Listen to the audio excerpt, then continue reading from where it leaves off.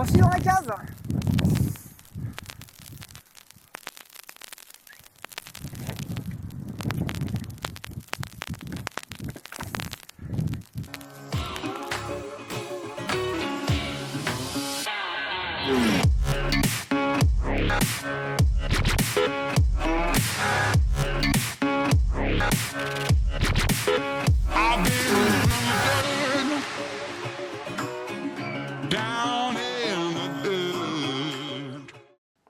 Salut tout le monde, c'est Adou. Aujourd'hui, on se fait le test de la nouvelle wing de Vayu, la Aura. Alors on avait déjà parlé de Vayu sur la chaîne parce qu'on avait passé en review la wing V2 de la marque il y a quelques temps. J'avais fait une review complète et là ils arrivent avec un nouveau modèle avec un concept un petit peu différent mais très intéressant. Je vous explique tout en détail. Mais d'abord, déballage.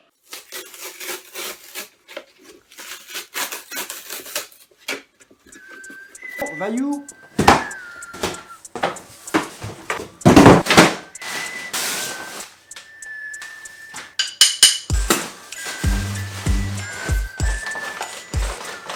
Côté distribution, cette wing, tu vas la trouver où? Tu vas la trouver sur le site internet Vayu World de la marque. Je vous mets le lien dans la description.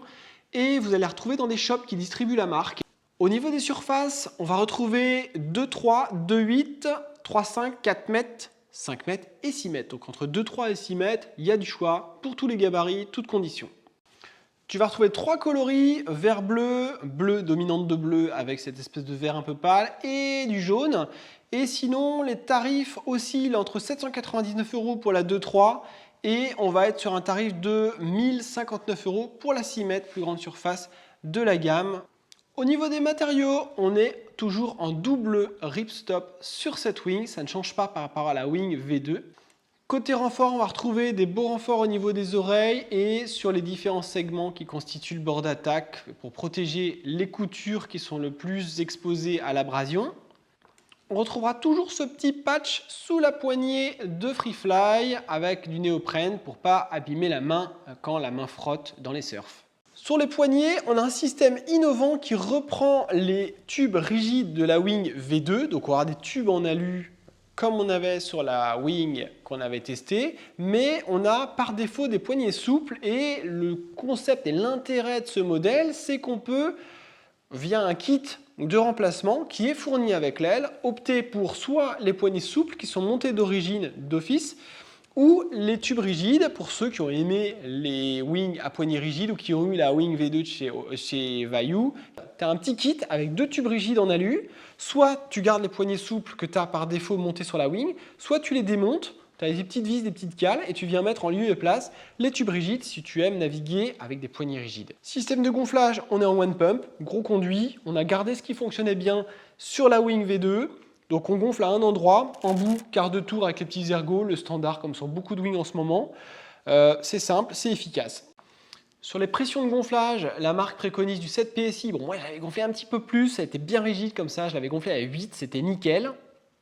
Au niveau de la spécificité du shape, ce qui frappe, c'est une chute tendue. C'est une pratique qui semble-t-il se généralise chez pas mal de wings que j'ai vu récemment. On a une envergure qui est très ramassée visuellement en tout cas, avec un peu de dièdre aussi, c'est assez marqué ça, vous verrez. Au niveau du poids, alors là il y a une vraie évolution, en tout cas une différence par rapport à la wing V2 de Vayu.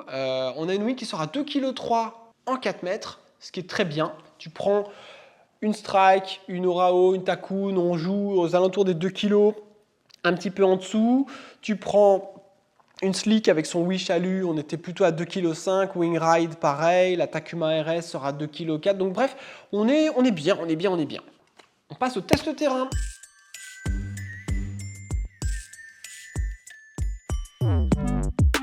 Alors on est plutôt sur des conditions estivales en ce moment avec peu de vagues, des thermiques qui peuvent monter, donc du vent il y en a, mais on n'est pas sur des grosses conditions de surf comme on peut avoir hors saison. Donc j'ai testé cette wing plutôt dans un usage freeride. Ça va vite? Ah ouais?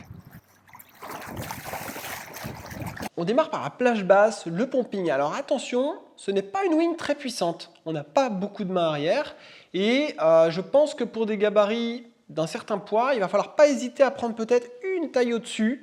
La 4 mètres, c'est un vrai jouet, elle est très légère, on a même l'impression quand on l'a dans les mains sur la plage qu'on a une plus petite wing.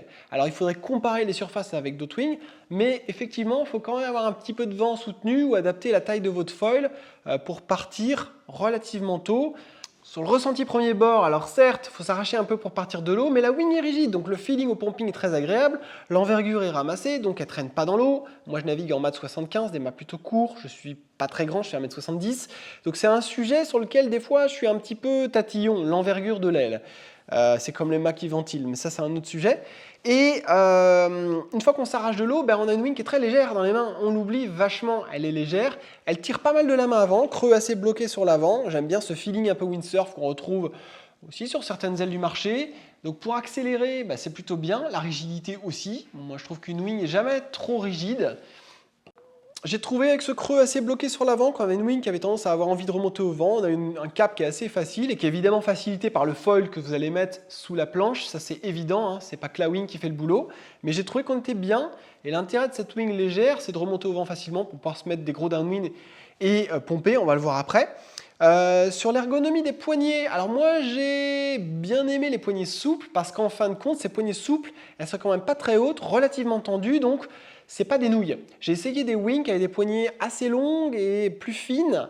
Donc déjà, ça pouvait faire mal aux mains au bout d'un moment. Et puis, on n'avait pas un drive de l'aile qui était très bon, quoi. Alors c'est sûr que le must, ça va être de switcher sur les poignées rigides quand tu veux avoir justement un maximum de maniabilité au niveau de l'aile, pouvoir l'emmener vraiment où tu veux dans les jibes, dans les manœuvres. J'aime beaucoup les barres dans un usage purement freeride.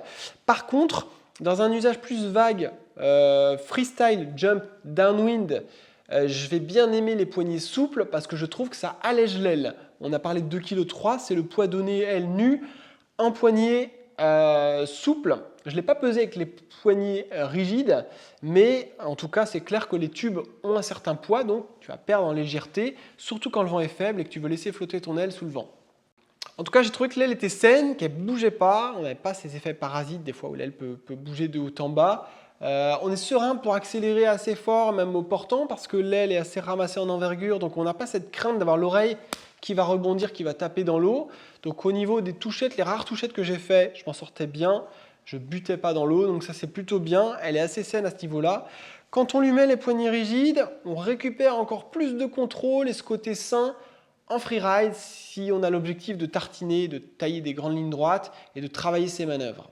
La petite parenthèse, pour changer les poignées, c'est très simple. Le kit est bien foutu. Ça prend 5 minutes chrono. Tu as une petite clé Allen et tu vas pouvoir enlever tes poignées souples, remettre les poignées rigides. Il y a des petites cales à mettre pour que rien ne bouge. Et c'est plutôt rapide à faire. Il y a juste un truc auquel il faudra penser. Je me suis fait couillonner au début pour mettre les poignées rigides à la suite des poignées souples. Si ton aile est gonflée, tu ne vas pas réussir à atteindre le trou arrière, les deux trous, pour mettre les vis de tes tubes en métal.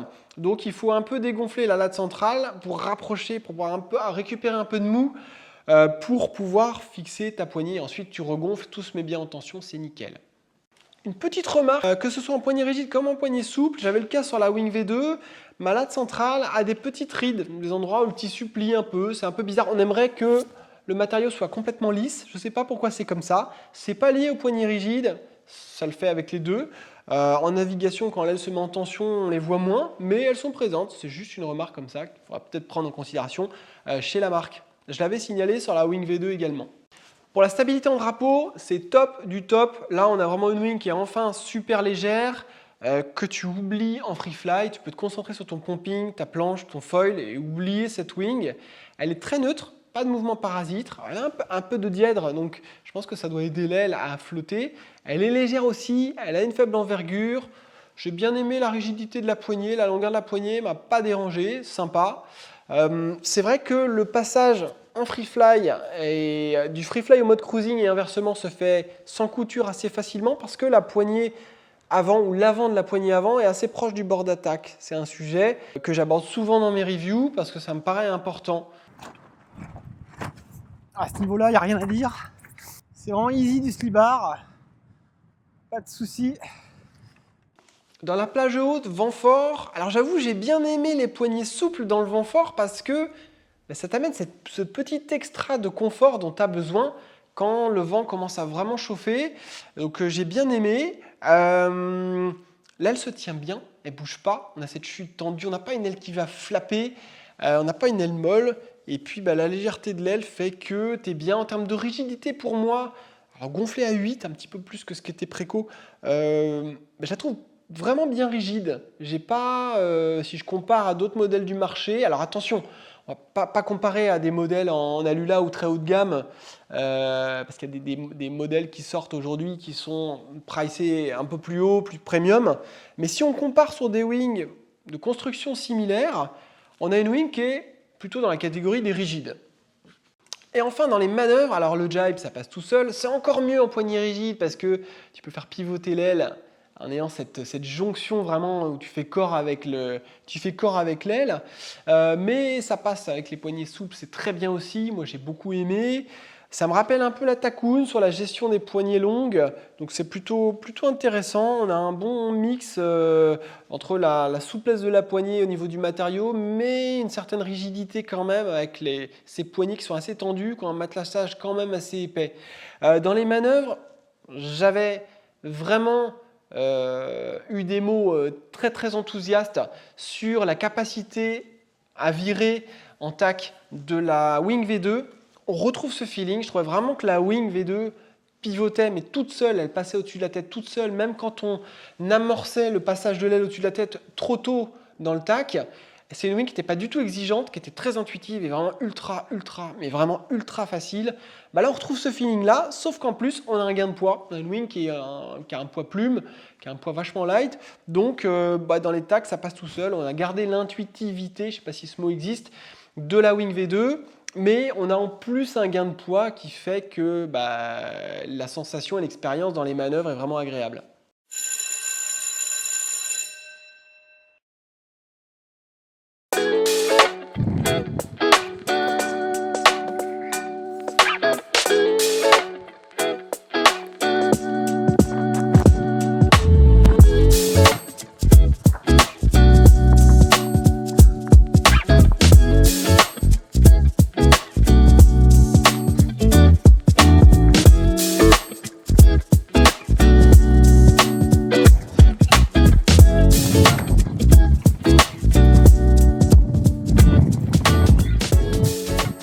Conclusion, pour qui, pourquoi? Alors cette wing là, pour un gabarit moyen, léger, très bien. Pour un gros gabarit, attention, il va falloir juste prendre en considération le fait qu'elle n'a pas une pêche de malade à bas régime, alors que la Wing V2 avait plus de patates. Donc il faudra juste veiller à peut-être prendre une taille au-dessus pour les gros gabarits, pour retrouver la patate dont ils ont besoin dans les vents faibles, sachant que la wing est rigide pour le reste. Donc au pumping, ça se passera bien, mais il faudra juste se toiler un peu.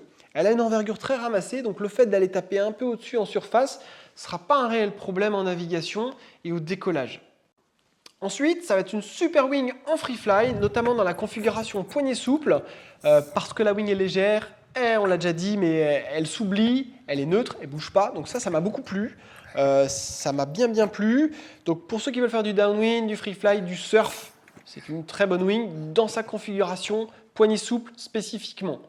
Pour les freestylers, ce qui est agréable, c'est qu'à la réception, la wing n'arrache pas. On a une wing qui est assez douce à la réception. Donc ça va être pas mal pour ceux qui font du freestyle avec un gros niveau ou ceux qui apprennent un peu comme moi. La légèreté de l'aile et le fait qu'elle soit relativement neutre, avec une puissance bien dosée, va être un atout, je pense, pour ceux qui font du freestyle avec des gabarits moyens. Alors là, je vais vous donner vraiment mon ressenti perso. Quand j'ai contacté Sergio Penzo pour lui parler de mon premier ressenti sur la wing, je lui ai dit, écoute, autant la wing V2, elle avait un certain poids pour moi, elle était en poignée rigide uniquement, donc j'étais mitigé sur le fait de l'adopter comme wing perso. Autant cette wing-là, dans mon cas, mon gabarit, mon usage que je veux faire avec, plutôt downwind, beaucoup de nas strapless, j'ai besoin d'un truc qui part tôt, mais je suis léger donc je pars tôt. Je pourrais en faire ma wing perso de tous les jours, parce que pour moi, ça va aller un peu jouer dans la même cour que des wings comme les Takoon, poignée souple, longue, wing légère, moins de patates, mais grosse neutralité, une wing facile, clé en main. C'est la wing pas prise de tête qui va savoir un petit peu tout faire. Et en ça répond à mon besoin perso, qui n'est probablement pas votre besoin à vous. Mais du coup, voilà, j'avais vraiment noté cette évolution. Et puis le gain de poids, pour moi, fait qu'on est vraiment dans une wing qui est hyper compétitive aujourd'hui. L'histoire des poignets, chacun pourra choisir. C'est vrai qu'encore à ce stade aujourd'hui, je suis encore mitigé sur le fait de dire les poignets rigides, c'est nécessairement mieux. Donc là, c'est intéressant que Vayu amène un concept mixte où c'est l'utilisateur qui va choisir et il n'a pas besoin de repayer une option pour avoir des poignets rigides. Il a tout dans son sac, dans son package. Il va choisir s'il veut naviguer en poignet rigide ou en poignet souple. Je pense qu'il y a des avantages et des inconvénients sur les deux modes de préhension. Ce sera à vous de tester et à vous de choisir, mais en tout cas, vous aurez toute la liberté de le faire. Ça, c'est plutôt cool. Je voulais remercier Vayu de m'avoir envoyé cette wing pour les tests. Et si vous avez des questions, n'hésitez pas à poser vos questions en commentaire, me contacter en direct pour échanger sur le matos. Il y a le forum aussi sur lequel on a référencé Vayu. Vous pouvez aller laisser vos feedbacks si vous avez la chance de tester ce matos, si vous voulez voir les feedbacks des autres utilisateurs. On se dit à plus, bon vent, profitez de vos sessions. C'était Adou, bye bye.